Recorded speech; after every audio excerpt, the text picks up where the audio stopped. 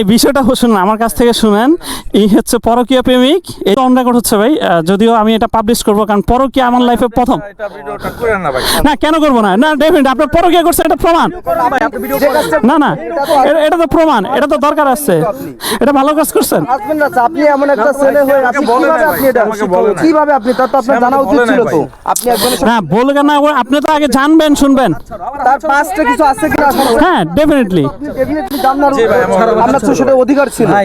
ও আমার ওয়াইফ, আমি আমার বাবার ব্যাপারটা বুঝতে চেষ্টা করে এবার জন্য আচ্ছা এখানে বুঝার কি যে আছে, এখানে বুঝার কি আছে, এখানে বুঝার কি আছে, এখানে বুঝার কি আছে। কেন আপনি বড় মতন মেয়ে ছেলের জন্যই তো এখনকার সমাজের মানুষ আসলে বেপথে চলে যাচ্ছে। না ভাই এখানে কি আপনার কি শুনবে এখানে পাবলিক কি শুনবে বলেন? আচ্ছা তো ছাড় যা যা তোরে মুক্ত করে দিলাম, তুই যা। ঠিক হয় না। এখন আপনাদের যে এলাকায় থাকেন ওই এলাকায় দরকার হলে চলেন, ওইখানে সালিশ বা ওর ফ্যামিলিকে ডাকান, ওর ফ্যামিলিকে ডাকা তারপর ইয়া করেন, এর ফ্যামিলিকে ডাকান। এই আপনার ফোন কই? না ভাই আমি এই লোকটার কোনো দোষ দিতে চাই না, কারণ একটা ছেলে মানুষ।